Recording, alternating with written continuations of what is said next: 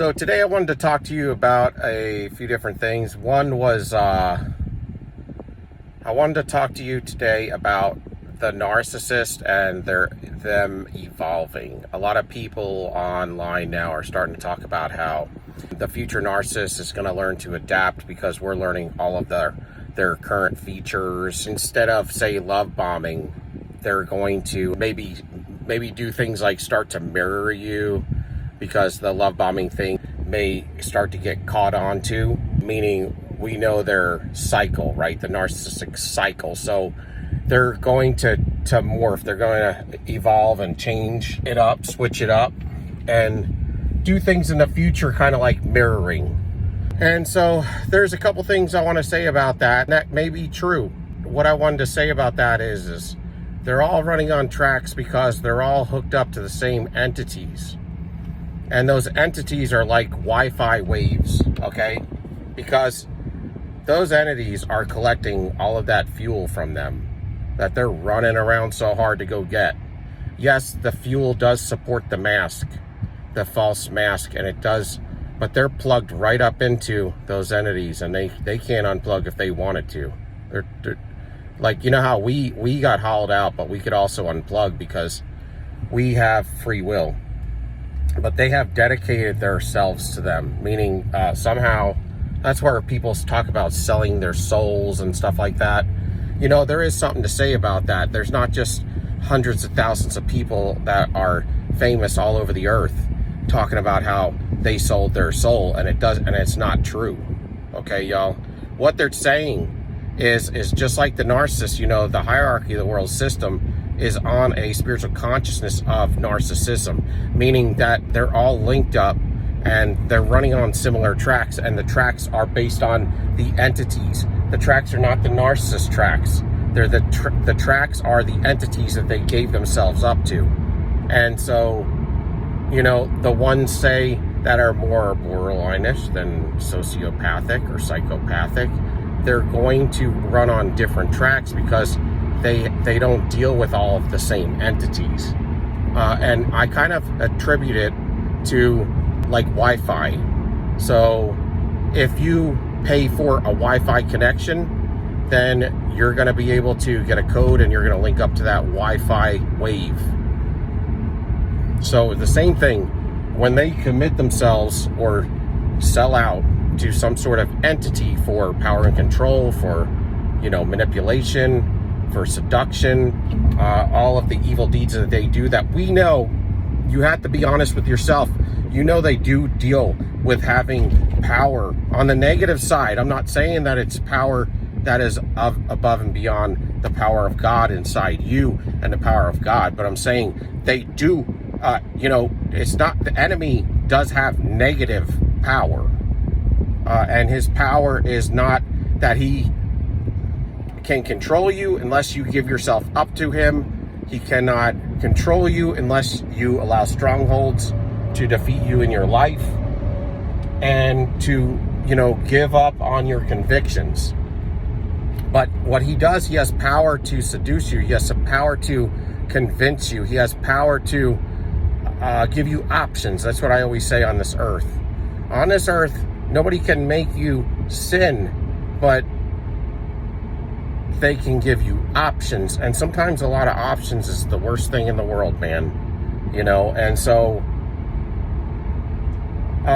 they're on a wavelength and they're running off the spiritual consciousness of things that they've given themselves over to. That's why a lot of times I don't believe narcissism, first of all, can be healed, so to speak, outside of probably deliverance, if that's even possible. In some cases, I don't even know. I don't know the background of that completely. I have been studying it. But this is the thing. If they change and adjust, that would have to be a change and an adjustment pretty much in the whole wavelength of that entity, which means you would see it across the board. So if, say, they quit, well, I mean, they mirror you anyway, but if, let's say, they change the love bomb into more of a mirroring effect in the very beginning, so it wasn't so obvious, then everybody rolling with those entities on that entity's wavelength would have to do the same thing.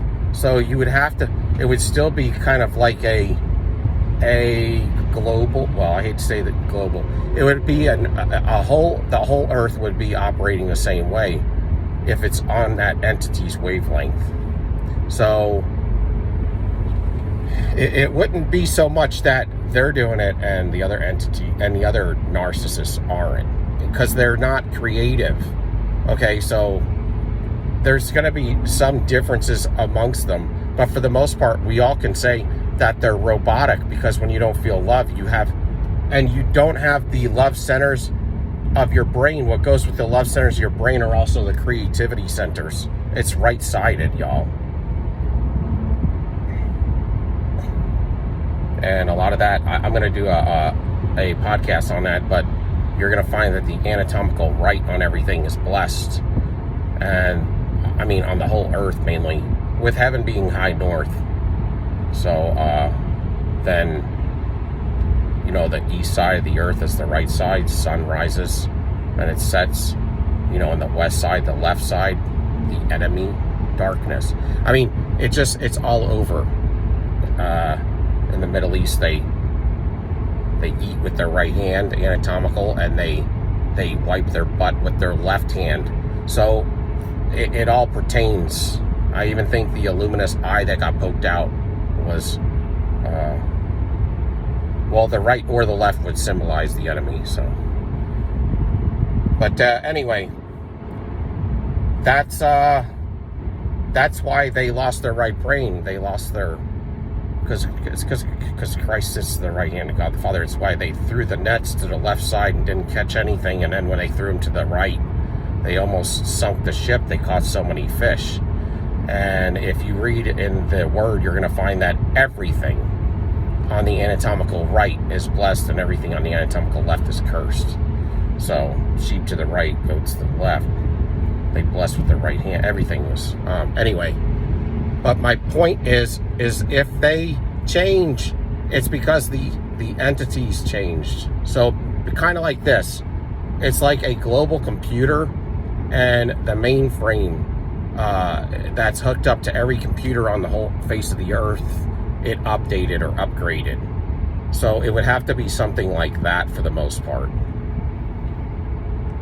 And that's what makes you know that there's not a whole lot in there anymore. And that's the shame. I don't think it's funny at all. And that's why I wonder sometimes if you can have fallen hosts that are born right beside us in the same families, and, you know, forced to, in a certain kind of way, reincarnate. Maybe, you know, I know humanity cannot reincarnate, but we don't know what God put on the fallen ones until their damnation. You know, I don't know, maybe for fallen angels, for instance, what if they were forced to be born into humanity right beside us over and over into this fallen world until their day of judgment? Because we don't even know, we don't hear too much about fallen angels. And demons and fallen angels are different things. So I don't know. I question that, because when you really deal with trying to understand the narcissist, you're going to find that they're just like the enemy in the Word, and you're going to find that they're robotic and they're empty and seem to be, your intuition tells you that there's a soullessness going on there. And I understand if they have some sort of dark entity in them, they're going to have that feeling, but it's to such a level in the cases that I have dealt with that it's hard to think that there's anything of humanity in there at all. And I'm not even trying to be funny or hard on the narcissist. I'm just trying to be real. But so the thing is there have been people. I was listening to a long lecture on narcissism and how they had come to one understanding, one agreement over the years, and especially in recent years, several different, like, you know, lecturers, teachers, and psychotherapists that the best way to counteract narcissism, the number one thing was honing or using and knowing your intuition. So at the end of the day, you know, you got to hone your intuition. And when you hone your intuition, it on a love partner level, I feel like it's very easy to understand, because like somebody was saying more recently that I'd heard, you know, once you hone your intuition, you could rewind back, right? And you know that you missed a lot of red flags, and you were giving them the benefit of the doubt. You don't give anybody the benefit of the doubt. That's part of the spell. And so now that you know that even in first dates, I was catching on to weird behavior. Meaning there's stuff that you should get questions for where questions answered. For instance, where they live, or where they got, you know, their car, or where they were born, or who they were dating last, whatever. You know, and you can't even get a straight answer, not even close. And they can confront you already right up front with brunt confusion. And that's why that rumination almost starts right away, because you're already off the first date and you're questioning stuff. You should never really question a relationship. When you question anything in a relationship, you're being played, generally speaking. Unless you've built like heavy rapport with that individual, say you've been with somebody for years and years, and then still you'd have to question it, because, you know, people can be with somebody for years and then decide to do something stupid and cheat. But honing your intuition, man, and don't give somebody the benefit of the doubt. If your intuition is telling you it's weird, then you got to back away. You know, weird is defined as evil as well. Something that is nonsense or doesn't make sense is confusion. And that's what the enemy is the author of, all of these things. This is where, you know, we are, you know, it says in the word, he's the vine and we are the branches, right? Because we cannot produce fruit until we are hooked up to the Almighty, and we are able to produce fruit from his vine. But the same thing goes with the enemy. They produce no fruit. It's dead. It's dead. It's a dead vine. And that's because it's hooked up to the enemy. And so that's why you will get these feelings. But on a first date, there's the other thing. If you're normally talkative and you have nothing to say to an individual, it may be your intuition telling you that, because they're holding back. Your intuition is not allowing you to get comfortable enough to where you can open up. You know something's wrong. Maybe you don't, but your intuition knows even way more than you. It knows what's on a spiritual level, to where you are going to be using your mind, which is on a carnal level. But with your intuition and discerning of spirits, and you can take your mind and hook it to your intuition and get correct answers. But you do have to understand it, and you have to be keen. And if you have to come at it from a certain level. So that's something that I wanted to talk about, because the narcissist, whether they change or not, you're going to see where it gets tricky is in friendships and relationships outside of the love partner relationship. And this is something I found out for myself, because you're not intimate with friends. You're kind of seeing them as friends, acquaintances, coworkers, stuff like that. It's on a whole nother level. It's not like you're spending hours and hours with them. It's not like you can ask them questions that you should get answers for, you know, because it would, you know, you can ask a love partner anything and you should get an answer for it. But on a friendship level, you're only going to spend, it's kind of like, it would be kind of like a love partner relationship with a narcissist from a long distance perspective. You know, it's not intimate enough for you to know what's going on truly at all times. So that's why they can trick you, and they can wear that mask for years. And the same thing goes for a friendship. A friendship is similar to a love partner relationship from far away in certain aspects, on the level of time. Not anything else creepy, but on time. The amount of time, and the time tells, because, you know, if you spend a lot of time with somebody, they can't fake all day long, all night long for weeks. But they can if they see you for short bursts, because in short bursts, they enjoy that time with you because they're not sick of you. You're kind of like, you know, maybe a secondary supply unbeknownst to you, so they're already getting adrenaline off of it, and that dupers situation. But I wanted to throw that out there. Also, when it comes to sex, you don't want to have sex with a narcissist. You know, a lot of times when people break up with a narcissist, they will, you know, still just like an old relationship that you broke up, and you'll get back together and you'll have that make up sex or whatever. When you start having like sexual relations with a narcissist, you're talking about it's on a spiritual level, and you know, there's something to say about you being intertwined with them in the spirit. And how long it takes to break that, I have no idea. But it's definitely something that you don't want to do with an individual that is disconnected from life completely. And this is how a lot of times they will court up to you, and, you know, people call it soul ties and stuff like that. There is something to say about selling your soul, and there is something to say about soul ties.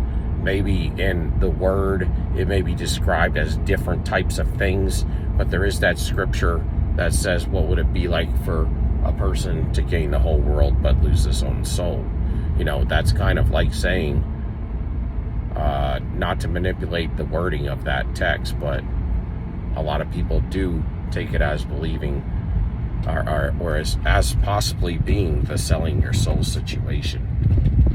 But anyway, I wanted to throw that out to y'all today, and I hope that helps somebody out there. But sex is abuse with the narcissist, because they're just using you, because they don't even enjoy sex with an individual as much as they enjoy watching themselves, like watching themselves in a mirror.